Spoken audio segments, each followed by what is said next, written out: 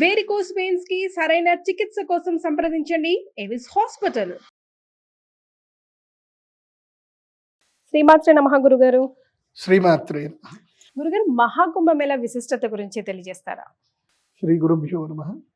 శ్రీమాత్రే నమః. గంగా సింధు సరస్వతి చ యమునా గోదావరి నర్మదా కృష్ణా భీమరథీ చ ఫల్గు సరయూ శ్రీగండకీ గోమతి కావేరీ కపిలా వరాహతనయా నేత్రావతీత్యాదయో నద్యశ్రీ హరిపాద పంకజ భవాః కుర్యాత్ సదా మంగళం. గంగే చ యమునే చైవ గోదావరి సరస్వతి నర్మదా సింధు కావేరి జలేస్మిన్ సన్నిధిం భవతు. శ్రీమాత్రే నమః. మన యొక్క సనాతన ధర్మములో నదులకి చాలా వైశిష్ట్యత ఉంది. నదిని మనము అమ్మలాగా ధ్యానం చేస్తాం. నది, ప్రతి ఒక్క నదికి ఒక పేరు పెడతాము. అది స్త్రీమూర్తిగానే భావిస్తాం. ఎందుకోసం అంటే మనకి పునరుత్పత్తి శక్తినిచ్చేది జలమే. శక్తినిచ్చేది జలమే. ఇప్పుడు ఏ వ్యక్తి అయినా మూర్చబడిపోయాడు, వాడికి ఇమీడియట్లీ ఇచ్చేది ఏంటి? నీళ్ళే. సో ఇన్స్టెంట్గా ఎనర్జీ ఇచ్చేది మనకి శక్తి నీళ్ళే. నీటిని పూజించడం అనేది సనాతన ధర్మంలో గొప్పనైనటువంటి ఆస్తి. ఇది ప్రధానం కూడా, ఇది ఆస్తికం. సో మనకి ఇప్పటిదాకా ఇప్పుడే ఒక శ్లోకం చెప్పాను. గంగా సింధు సరస్వతి చ యమునా గోదావరి నర్మదా కృష్ణ భీమరథీ చ ఫల్గు సరయూ శ్రీగండకీ గోమతి కావేరీ కపిలా వరాహతనయా నేత్రావతీత్యాదయో నద్యశ్రీ హరిపాద పంకజ భవాః కుర్యాద్రువం మంగళం. ఇన్ని నదుల పేర్లు ఉన్నాయి. సంస్కృతం చాలా గొప్పది. ఒక ఛందస్సు ప్రకారంగా పెట్టుకుంటే ఇవన్నీ గుర్తుంటాయి మనకి. ఆ ఫ్లోలో మనం చెప్పేసుకోవచ్చు. ఇన్ని నదుల్లో మన భారతదేశంలో అత్యంత శ్రేష్టమైనటువంటి నదులు రెండు. మొట్టమొదటి ప్రధానమైన నదుల్లో రెండు, గంగా, యమున. ఇవి తూర్పు సముద్రంలో కలుస్తాయి. ఇవి రెండు. గంగా నది ఒక దగ్గర పుడుతుంది, యమునా నది ఒక దగ్గర పుడుతుంది. కానీ గంగా మొదలు పుట్టినప్పుడు భాగీరథిగా ఉంటుంది. తర్వాత అలకనంద, ఇంకా చాలా నదులన్నిటిని కూడా కలుపుకొని చివరికి హరిద్వార్కి వచ్చేసరికి అది గంగా నదిగా మారుతుంది. అలాగే యమునా నది అక్కడెక్కడో పుడుతుంది. ఆ యమునా నది ప్రవహిస్తూ ప్రవహిస్తూ మనకి అలహాబాద్లో వచ్చి కలుస్తుంది. తర్వాత బద్రీనాథ్లో గుప్త సరస్వతి నది ఉంటుంది. అక్కడ సరస్వతి నది ఉంటుంది. బద్రీనాథ్లో మనం చూస్తాం సరస్వతి నది పుడుతుంది, మన కంటి ఎదురుగానే మాయమైపోతుంది. సరస్వతి నది అద్భుతమైన ప్రవాహం కనిపిస్తుంది, గులకరాళ్ళ మీద పడుతుంది, కనబడదు, ఇంకా మాయమైపోతుంది అక్కడ గంగా నది. అది సరస్వతి నది. సరస్వతి గుప్త నది, గుప్త శక్తిగా గుప్త నది అంటారు. సరస్వతి నది గుప్త నది. ఆ జగదంబ యొక్క శక్తి సరస్వతి మహాశక్తి. అందుకే జ్ఞానము గుప్తంగా ఉంటుంది అందరికి కూడా. అది మనము వాక్శక్తి ద్వారా ప్రకటించినప్పుడు మాత్రమే జ్ఞానం కనిపిస్తుంది. మౌనంగా ఉన్నామనుకోండి, జ్ఞానం కనిపిస్తుందా? కనిపించదు. మాట్లాడితేనే జ్ఞానం కనిపిస్తుంది. అలాగే ఈ సరస్వతి నది కూడా దుర్మార్గులకు దొరకకూడదు, ఇది అశుద్ధం కాకూడదు అని చెప్పి. ఎందుకోసం అంటే మనము ఇప్పుడు చూస్తున్నాం నదుల్ని ఎన్నిటిని మనం కాలుష్యం చేస్తున్నాం. యమునా నది అయితే భయంకరమైన కాలుష్యం. అది మన కార్తీక మాసంలో చౌట్ పూజలప్పుడు వెళ్తే కనుక మొత్తం నురిగే కంప్లీట్గా. స్నానం చేయాలంటే అందరికీ అసహ్యం వేసేటట్టుగా తయారైంది. సో నదుల్ని మనం పాడు చేస్తున్నాం. అందుకే ఋషులు ఏం చేశారు అంటే, ఏ నది అయినా పర్వాలేదు కానీ, ఏ నదికైనా ఒక శక్తి ఉంది కానీ సరస్వతి నది మాత్రం కాలుష్యం కాకూడదు. ఎందుకోసం అంటే జ్ఞానం. ఇప్పుడు నేను ఒక విషయం చెప్తున్నాను, ఈ యొక్క జ్ఞానం ఎక్కడి నుంచి? నాకు ఋషుల నుంచి ఇచ్చారు. ఈ మధ్యలో ఎవరైనా ఎదవలు వచ్చి ఈ జ్ఞానాన్ని మొత్తం పాడు చేశారనుకోండి, అది నెక్స్ట్ తరాలకు కూడా పాడైపోయిన జ్ఞానమే వస్తుంది తప్ప ఒరిజినల్ నాలెడ్జ్ రాదు. సో జ్ఞానాన్ని ఎప్పుడు కూడా మనము పాడు చేయకూడదు. కాబట్టి జ్ఞాన నది సరస్వతి నది. ఆ సరస్వతి నది ఏమో జ్ఞానప్రదము, గంగా నది ఏమో ఐశ్వర్యప్రదము. గంగా నది ఐశ్వర్యాన్ని ఇస్తుంది, యమునా నది అరిష్టాలు మొత్తం తీస్తుంది. యమునా ఎవరు? యమధర్మరాజు యొక్క సోదరి ఆమె. ఆమె తన యొక్క అందరికి పాపులందరికీ శిక్ష విధిస్తూ ఉంటే తాను తపస్సు చేసింది. ఇంతమంది పాపాత్ముల, ఇంతమంది బాధపడుతున్నారా? ఇప్పుడు మన ఇంట్లోనే మన ఇంటి పెద్దనో ఎవరో అందరికి హింసిస్తూ ఉంటే మనకి ఇంట్లో ఆ హింస చూసి చూసి బాధ అనిపిస్తూ ఉంటుంది. స్త్రీకి ఉన్న సహజ లక్షణం ఏంటంటే కారుణ్యం, మాతృతత్వం. ఆ యమునమ్మ తల్లి శివుణ్ణి గురించి ప్రార్థన చేసింది. ఇంతమందికి కష్టాలు, ఇన్ని పాపాలు, ఇంతమంది వీళ్ళ పాప నివారణ ఏం లేదా అని అంటే అప్పుడు శివుడు అనుగ్రహించాడు. అమ్మా, నువ్వు యమునా నదిగా నువ్వు ప్రవహిస్తావు, ఇదే హిమాలయ సానువుల్లో పుడతావు, నువ్వు ప్రవహిస్తావు. యమునా నది నువ్వు ఎప్పుడైతే గంగా నదితో కలుస్తావో, గంగా నదితో కలవగానే నీలో ఒక అద్భుతమైన శక్తి వస్తుంది. నీవు గంగా నదిలో కలిసి పునీతమవుతావు.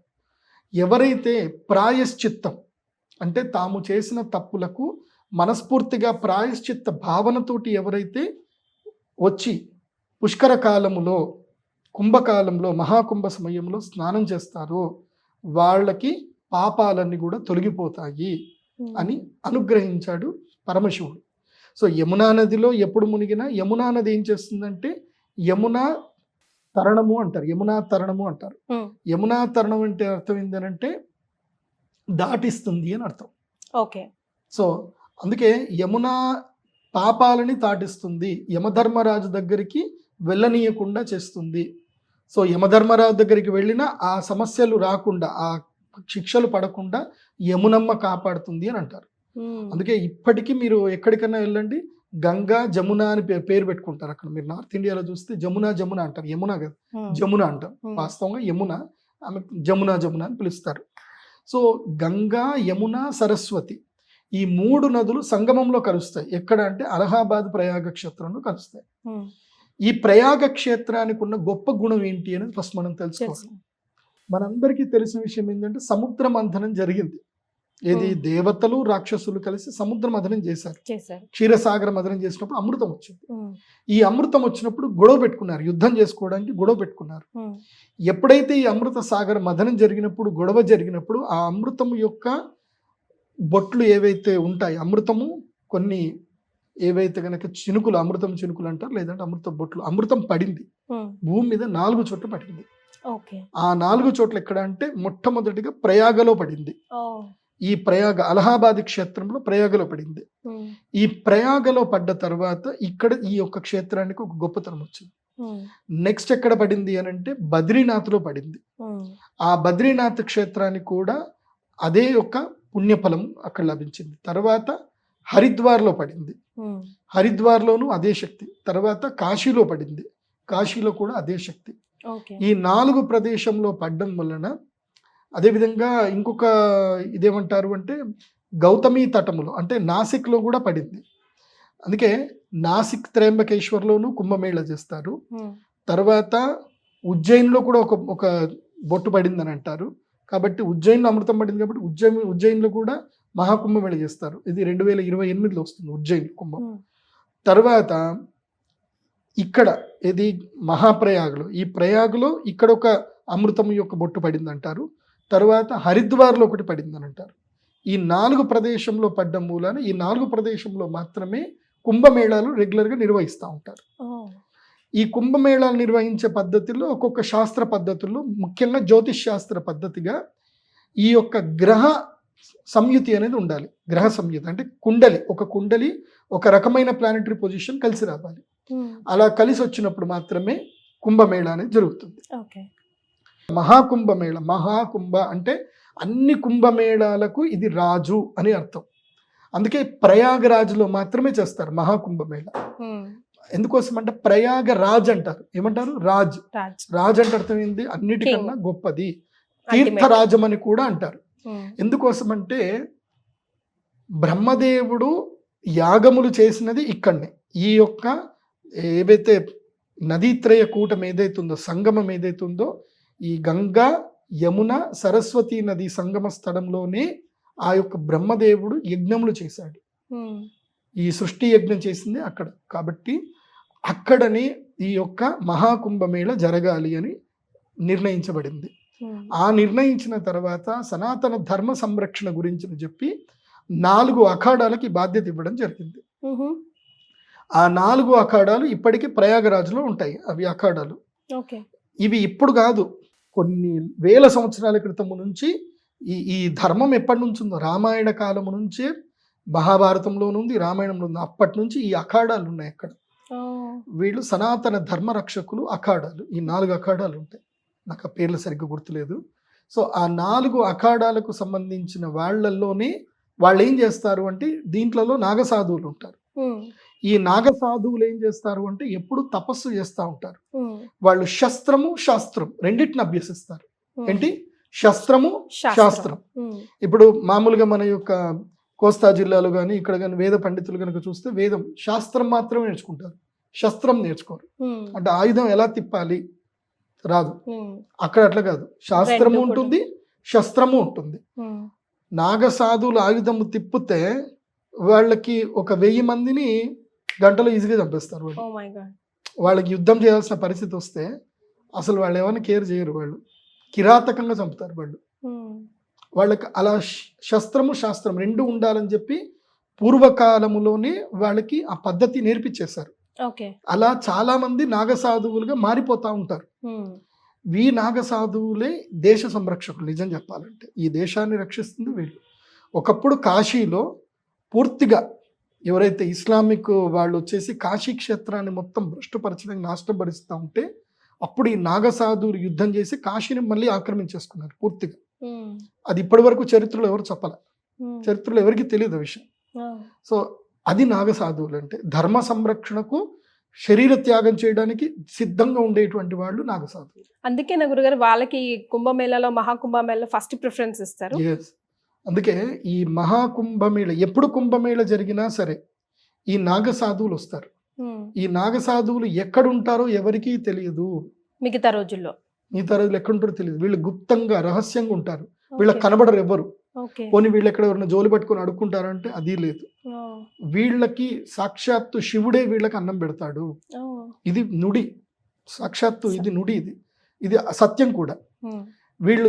వీళ్ళు ప్రయాణం ఎట్లా చేస్తారో ఎవరికి తెలియదు. ఇప్పుడు మనము ప్రయాగరాజ్లో ఉంటాం, ఏ ఒక్క నాగసాధువు కూడా బస్సులో వచ్చినట్టు కనబడ్డు.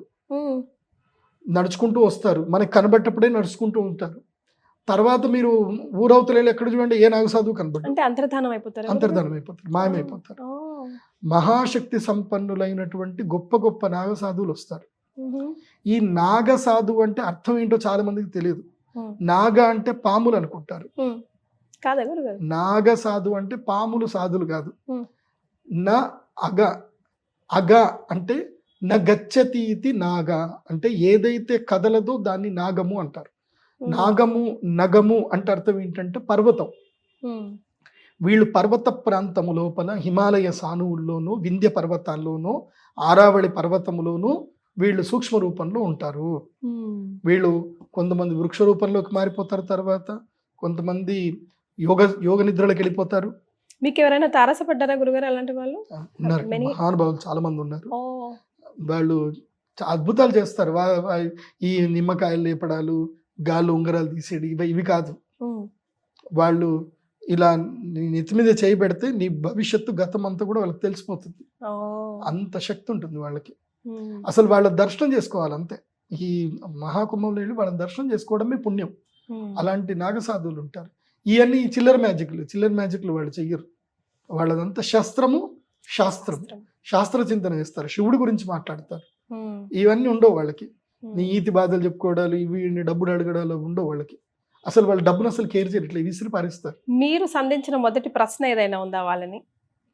మీకు వాళ్ళని చూడంగానే అడగాలి అనిపించి అడిగి ఏముంది జీవితం అంటే ఏంటి అని అడిగారా మీరు? ఓకే, అడిగితే నేనేంటి, నా జీవితం ఏంది, నా కారణం ఏంది అని అడిగా. You got the answer. నాకు ఆన్సర్ వచ్చింది. నాకు రుద్రశూలం కూడా ఇచ్చారు. అవును, మీరు చెప్పారు. నాకు రుద్రశూలం ఇచ్చింది వారు నాకు రుద్రశూలం ఇచ్చి ఇది లోక కళ్యాణం కోసము నీ జ్ఞానం ఉపయోగపడుతుంది. కాకపోతే ఒక ఏజ్ చెప్పారు, ఆ టైంకి నువ్వు మా దగ్గరికి వచ్చేస్తావు, నా దగ్గర ఉండాలి, మా దాంట్లోకి వచ్చేస్తావు నువ్వు అని చెప్పారు. ఆ టైం వస్తుంది ఇంకా. సో ఎక్కడి వరకు మీరు ప్రజలకి నువ్వు లోక కళ్యాణం చేయ వరకు అక్కడి వరకు చెయ్యాలి. చేసిన తర్వాత ఒక సమయం వస్తుంది, నా నుంచి నీకు సందేశం వస్తుంది. ఆ సందేశం రాగానే నువ్వు రావాలి, తర్వాత ఇంకా సాధన చేయాలి అని చెప్పి వచ్చింది. అందుకే నాకు రుద్రశూలం వచ్చిన తర్వాతనే నేను అందరికీ ప్రజల లోపలికి వచ్చాను. అప్పటిదాకా నాకు అంత ఇది లేదు. ప్రాస్పరిటీ అనేది అంత రాలేదు. ఓకే అప్పటిదాకా చాలా ఇబ్బందుల్లో ఉన్నాను. రుద్రశూలము ఆ నాగసాధువులు నాకు ఇచ్చారు. ఆయన ఇచ్చిన తర్వాత నేను దండం పెట్టి సరే గురూజీ అని చెప్పి ఇలా చూసే లోపల మాయమైపోయారు. ఆయన ఎక్కడ కనబడలేదు నాకు. ఇచ్చారు, అంతర్ధానం అయిపోయారు. కేదార్నాథ్ దగ్గర జరిగింది ఇది. అవును నాకు వాస్తవంగా జరిగింది ఇది. అది సో మరి ఇప్పుడు రాబోతున్న ఈ మహాకుంభమేళాని మేమంతా కామన్ పబ్లిక్ ఎలా యూటిలైజ్ చేసుకోవాలంటారు? మేము ఎలా వెళ్ళాలి, ఎప్పుడు, ఎందుకు, ఎలా, హూ ఆల్ ఆర్ ఎలిజిబుల్, అలాంటి విషయాలు. పుట్టిన చంటి పిల్లాడి దగ్గర నుంచి, అంటే 3 నెలల చంటి పిల్లాడి దగ్గర నుంచి కాటికి కాలు దూసే ప్రతి ఒక్కడి వరకు అందరూ కూడా ఈ మహాకుంభమేళలో వెళ్ళి అక్కడ స్నానం చేయాల్సిందే. డుబ్కి కొట్టాలి, 3 మునకలు మునగాలి, స్నానం చేయాల్సిందే. అక్కడ మెయిన్గా స్నానమే. ఇంకా మీరు శ్రాద్ధములు ఏం చేస్తారా, లేకపోతే వేణిదానం చేస్తారా, అదంతా తర్వాత మ్యాటర్. అది నాట్ రెగ్యులర్గా ఎప్పుడైనా చేసుకోవచ్చు. శ్రాద్ధములు ప్రయాగరాజ్లో తప్పకుండా శ్రాద్ధం చేయాలి, అది ఎప్పుడైనా చేయొచ్చు. వేణిదానం చేయాలి. ఆడవాళ్ళు వెంట్రుకలు కేవలం ఒక్క దగ్గర మాత్రమే తీసే ప్లేస్ ఉంది, అది కేవలము ప్రయాగరాజ్ మాత్రమే. ఇంకెక్కడ వేణిదానం చేయడానికి లేదు. ఆడవాళ్ళు తిరుపతిలోకి వెంట్రుకలు కట్ చేయకూడదు, ఎక్కడ వెంట్రుకలు కట్ చేయకూడదు. ఎక్కడ వెంట్రుకలు కట్ చేసినా భర్తకి ఆయుష్ నష్టం. అదే ప్రయాగరాజ్లో వెంట్రుకలు ఇస్తే భర్తకి ఆయుష్ వర్ధనం. అక్కడ మాత్రమే వేణి దానం అంటారు. వేణి అంటే జడ, జడని అక్కడ మాత్రమే దానం చేయాలి. అక్కడ ఎందుకు గురుగారు అట్లా? అది ఒక పద్ధతి, చెప్తాను అది తెలుసుకొని. ఇప్పుడు మనం పుష్కరాల దగ్గర ఉన్నాం, పుష్కరాల్లో కాబట్టి పుష్కరంలో వెళ్ళి స్నానం చేయడం ప్రధానమైంది. అయితే చాలా మందికి నేను చెప్పేది ఏంటంటే జాగ్రత్తలు కొన్ని చెప్తాను. ప్రయాగరాజ్ అంటే మీరు ట్రైన్లో వెళ్ళొచ్చు, ఫ్లైట్లో కూడా వెళ్ళొచ్చు. ప్రయాగరాజ్ వెళ్ళారంటే ఇక్కడ ప్రయాగరాజు, కాశీ, తర్వాత అయోధ్య, ఇవన్నీ దర్శనం చేసుకొని వస్తే మంచిది. అక్కడ దగ్గరనే అన్నీ ఉంటాయి. మధుర అక్కడే ఉంటుంది, బృందావనం అక్కడే ఉంటుంది, కాశీ ఉంటుంది. ఇదంతా ఒక ప్యాకేజ్ చేసుకోండి, చక్కగా వెళ్ళండి. అయితే ఈ యొక్క 3 నదులు ఎక్కడైతే సంగమం కలుస్తుందో అక్కడనే స్నానం చేయాలని చాలా మంది పట్టుబడి పడతారు. ఏం అక్కర్లే. ఆ సంగమం తర్వాత కింద మీరు దాదాపు 30 కిలోమీటర్ల దగ్గర ఎక్కడ పోయినా స్నానం చేసినా నష్టం లేదు. ఎందుకోసం అంటే ఇప్పుడు నాకు తెలుసు ఆ మధ్య కాలంలో గోదావరి పుష్కరాలు జరిగినప్పుడు తొక్కిసలాట జరిగింది, చాలా మంది చనిపోయారు. చనిపోయినప్పుడు చాలా మంది గురుగారు చాగంటి కోటేశ్వరరావు గారి మీద విమర్శలు చేశారు. మీరు చెప్పారు అదే తీర్థంలోని స్నానం చేయాలని మీరు చెప్పారు, అందుకే అక్కడికే వచ్చారు అని చాలా మంది అన్నారు. అది కాదు, ఆయన ఉద్దేశం వేరే ఉంటాయి. అందరూ స్నానం చేయండి, మంచిగా ఉండండి అని ఆయన చెప్పారు. సో అందరి యొక్క అర్థం చేసుకునే విధానం తప్పింది. ఇప్పుడు కూడా నేను చెప్పేది ఏంటంటే ఇప్పుడు పుష్కరాలకు అందరూ వెళ్ళండి. గౌరవ ప్రధానమంత్రి నరేంద్ర మోదీ గారు కూడా పిలిచారు అందరినీ. అట్లాగే గౌరవ ముఖ్యమంత్రి, ఉత్తరప్రదేశ్ ముఖ్యమంత్రి శ్రీ యోగి ఆదిత్యనాథ్ గారు కూడా పిలిచారు అందరినీ మహాకుంభకి రమ్మని చెప్పారు. కాకపోతే మన విచక్షణ ఏంటంటే మహాకుంభ ఉద్దేశం ఏంటి, మనం నదిలో స్నానం చేయడం అనేది మన యొక్క ముఖ్య ఉద్దేశం. కాబట్టి ఎక్కడైనా మంచి ప్లేస్ చూసుకోండి, గూగుల్ మ్యాప్లో సెర్చ్ చేసుకోండి, అక్కడికి చక్కగా వెళ్ళండి, స్నానం చేయండి. తర్వాత ఈ కుంభలో ఏదైతే అఖాడాలు అందరూ ఉంటారో వాళ్ళందరికీ వచ్చి దర్శనం చేసుకోండి, వాళ్ళు ఏమైనా ప్రసాదాలు ఇస్తే స్వీకరించండి, అది చేసుకోండి. కాకపోతే క్రౌడ్లో ఇరుక్కోవద్దు. క్రౌడ్లో ఇరుక్కొని మళ్ళీ ఎందుకురా జోషి గారు చెప్పారు మనం వచ్చేసాంరా ఇరుక్కుపోయాంరా అన్న బాధ ఉండకూడదు. సో మొదలే చూసుకోండి, ప్రీ ప్లాన్ ప్రకారం వెళ్ళండి. జనరల్ గా ఒక నోషన్ ఉంది గురుగారు, అంటే ఏదైనా మామూలు సముద్ర తీరంలో నదుల స్నానానికి వెళ్ళినా కూడా అక్కడ బట్టలు అక్కడే వదిలేసి రావాలి, తిరిగి ఏది తీసుకురాకూడదు, అలాంటివి ఏమైనా ఉన్నాయా? అవన్నీ పిచ్చి పనులు. బట్టలు ఒక్కటి గుర్తుపెట్టుకోండి, నీ వస్త్రము అంటే నీ యొక్క శక్తితోటి నీతోటి కలిసినటువంటిది, అది బాగా గుర్తుపెట్టుకోండి. కొన్ని నేను రహస్యాలు చెప్పకూడదు, కాకపోతే ఏంటంటే ఇప్పుడు మా ఇంట్లోనే మా నాన్నగారు జ్యోతిష్ శాస్త్ర పండితులు, నేను చాలా చిన్నపిల్లాడిని. మా ఇంట్లోకి రోజు వచ్చి జనాలందరూ కూర్చునేటోళ్ళు. ఎవరైనా పిల్లలు తప్పిపోతే పోలీస్ స్టేషన్ పోవాలి, కానీ మా నాన్న దగ్గరికి వచ్చేవాళ్ళు అందరూ. మా నాన్న దగ్గరికి ఎట్లా వచ్చేటోళ్ళు, ఆ తప్పిపోయిన పిల్లాడి యొక్క షర్ట్ పట్టుకొని వచ్చేవాళ్ళు. మా నాన్న యంత్రం రాసేవాళ్ళు. అట్లాగే గోదలు తప్పిపోతే గోదలు అంటే తెలుసు కదా, ఆవులు గేదెలు తప్పిపోయి అవి తప్పిపోతే వాటికి ఏదైతే కడతారో తాడు కడతారు కదా, ఆ తాడు వదిలించుకున్న తాడు ఒక పీఠ తీసుకొని వచ్చేవాళ్ళు. మా నాన్నగారు బొగ్గుతోటి ఆ పీఠ మీద ఒక యంత్రం రాసేవాడు. అట్లాగే ఎవరైతే ఇంటి నుంచి వెళ్ళిపోయారో వాళ్ళ షర్ట్ మీద ఒక యంత్రం రాసేవాడు. ఈ షర్ట్ ఇంట్లో వెళ్ళి ఒక మూలకి వేసేసి అగరబత్తి పొగ చూపించి అక్కడనే పెట్టండి, ఇంకొక యంత్రం రాసేవాడు మా నాన్నగారు. రాసి బూర్జపత్రం అని ఒకటి ఉంటుంది. బూర్జపత్రం మీద యంత్రం రాసి ఆ పిల్లవాడు ఎప్పుడు పుట్టాడు, వాడి డేట్ ఆఫ్ బర్త్ టైం ప్రకారం వాడి జాతకం, ఒకవైపు వాడి జాతకం, వెనక వైపు యంత్రం, ఇవి రెండు రాసి ఇంటి దగ్గర బయట గుమ్మాన్ని కట్టండి, ఇది ఎలా ఎలా తిరిగితే వాడు అట్లా ఇంటికి వచ్చేస్తాడని చెప్పేవాడు. తర్వాత ఈ ఆవులు గేదెలు తప్పుతాయి కదా, వాటికి కూడా ఆ పీట మీద కట్టి ఆ పీటకి ఏదైతే వాటి యొక్క అణుగు తాడు ఉంటుందో తాడు కట్టి అది ఎక్కడి నుంచి పోయిందో అక్కడ పెట్టండి, దాన్ని ఎక్కడ రెగ్యులర్ కడతారో అక్కడ పెట్టండి, అదే వస్తుంది అని చెప్పేవాళ్ళు. మీరు ఇప్పటికీ మీ సుమన్ టీవీ కెమెరా తీసుకొని వెళ్ళిపోయి పెద్ద బోర్గాము, గూపన్పల్లి, నిజామాబాద్ దగ్గర చుట్టుపక్కల ఉండే ఊర్లలో ఎవరిని వెళ్ళి అడిగినా చెప్తారు, అందరూ చెప్తారు ఇది సత్యం. అందరూ తిరిగి వచ్చారు. అంతెందుకు, ఒక సబ్ రిజిస్ట్రార్ గారి కొడుకు తప్పిపోయాడు. మా నాన్నగారు లేరు అప్పుడు, అయోధ్య ఈ శిలాస్థాపనకి మా నాన్నగారు వెళ్ళారు. మా నాన్నగారు ఇంట్లో లేరు. నా దగ్గరకు వచ్చి ఏడుస్తూ కూర్చున్నారు వాళ్ళు, ఏం చేయాలి. సబ్ రిజిస్ట్రార్ అంటే పెద్ద ఆయన అయిపోయారు, ఆయన వచ్చి రావడం ఏంది ఏం కథ అని. అప్పుడు మా అమ్మంది, ఏం పర్లేదు మీరు ధైర్యంగా ఉండండి అని నన్ను పిలిచింది. అప్పుడు పిలిచి ఆ పుస్తకం తీయని, మా ఇంట్లో గ్రంథం ఉంది, ఆ గ్రంథం తీసి ఆ పుస్తకంలో ఈ పేజీలో ఉంటే చూడు, అది చూసుకుంటే ఇక్కడ రాయను, జపం చేయి, ఫస్ట్ గాయత్రి మంత్రం జపం చేసుకొని మంత్రం జపం చేయించి నాతో రాయించింది. ఫస్ట్ టైం మా అమ్మ కూడా రాయొచ్చు కానీ నీకు చెప్పలే, నాతో రాయించింది, నేను రాసిచ్చా.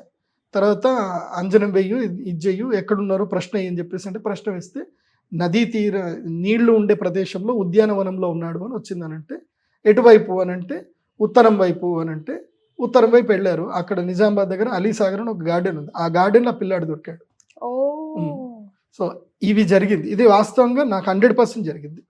ఇప్పటికీ చాలా జరిగాయి. ఇప్పుడు ఆ యొక్క శక్తి మా నాన్నగారు నాకు ప్రసాదంగా ఇచ్చారు. మా నాన్నగారు నాకు ఇచ్చిన ఆస్తి ఏంటంటే ఆ గ్రంథమే, ఆ గ్రంథము, ఆ జ్ఞానమే, ఆ శక్తి నాకు మా నాన్నగారు ఇచ్చారు. దానివల్లనే ఆ రహస్య విద్యల వల్లనే నేను చాలా మందికి హెల్ప్ చేయగలిగాను. కాబట్టి ఇలాంటి రహస్య విద్యలు తెలిసిన మహానుభావులు చాలా మంది అక్కడికి వస్తారు. కాకపోతే నాకు తెలిసిన మహానుభావులు కొంతమంది ఉంటారు, వాళ్ళు దేన్ని ఆశించరు పెద్దగా.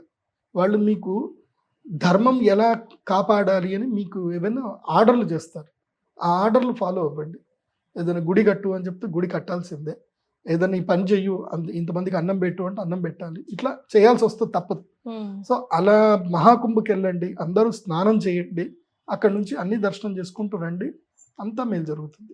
గురుగారు ఎప్పటి నుంచి ఎప్పటి వరకు ఉంటుంది ఇది మహాకుంభమేళ? ఎప్పుడు ప్రారంభమవుతుంది అని అంటే పుష్య పౌర్ణమి రోజు, అంటే జనవరి 13వ తారీఖు 2025 పుష్య పౌర్ణమి రోజు ప్రారంభమవుతుంది. ఆ రోజు ప్రప్రథమంగా నాగసాధువులు బ్రహ్మ ముహూర్తము లోపల నాగసాధువులు మొదలు సంకల్పము, హారతి అన్ని ఇచ్చి నాగసాధువులందరూ దిగుతారు. వాళ్ళ ఆయుధాలతోటి వాళ్ళు దిగుతారు. దిగి వాళ్ళందరూ స్నానం చేసిన తర్వాత వాళ్ళు ఆజ్ఞ ఇస్తారు, ఇప్పుడు చేయండి అని. అప్పుడు మనం అందరం వెళ్ళి, నార్మల్ జనాలందరూ వెళ్ళి స్నానం చేయాలి. మొదలు అఖాడా వాళ్ళు స్నానం చేస్తారు. ఎందుకోసమంటే వాళ్ళ యొక్క తపశక్తిని ఆ నీళ్ల లోపల వదులుతారు వాళ్ళు, మనందరి కోసమని వాళ్ళ తపశక్తిని ఇస్తారు అక్కడ. ఆ తర్వాత మనము దిగి స్నానం చేయడము. ఇక్కడ స్నానం చేయాల్సింది 5 సార్లు స్నానం చేయాలి రూల్ ప్రకారం. 5 సార్లు ఈ డుబ్కీలు కొట్టాలి తప్పకుండా. అందులోపల మీ శక్తి కొలదు, ఒకసారి కొట్టినా చాలు. 5 సార్లు మునగాలంటున్నారా లేకపోతే 5 డిఫరెంట్ టైమ్స్? ఓకే. సో ఇది మహాకుంభమేళంలో 5 ఈవెంట్స్ ఉంటాయి. అందులోపల పుష్య పౌర్ణమి జనవరి 13వ తారీఖు, తర్వాత జనవరి 14 మకర సంక్రమణం, మళ్ళీ నెక్స్ట్ డే మకర సంక్రమణం, మకర రాశి లోపలికి సూర్యుడు అడుగుపెట్టినప్పుడు. తర్వాత వసంత పంచమి, తర్వాత రథసప్తమి, ఆ తర్వాత వచ్చేటువంటి శివరాత్రి, మాఘ అమావాస్య. సో ఈ 5 సార్లును మునగాలి తప్పకుండా. అందుకే నాగసాధులు అక్కడే ఉంటారు, వాళ్ళు ఇంకా జరగరు. ఇంకా అఖాడాలు అందరు టెంట్లు వేసుకుని ఉంటారు. వీళ్ళు 45 రోజులు అక్కడే ఉంటారు. జనవరి 13 నుంచి ఫిబ్రవరి 28 దాకా అక్కడే ఉంటారు. పోయినసారి 2019లో కుంభమేళ జరిగినప్పుడు అది పూర్ణ కుంభమేళ జరిగినప్పుడు ఎంతమంది వచ్చారు తెలుసా? Did you have any idea? 30 కోట్ల మంది జనాలు వచ్చారు. లైక్ ఆల్మోస్ట్ ఇండియా 30 కోట్ల మంది.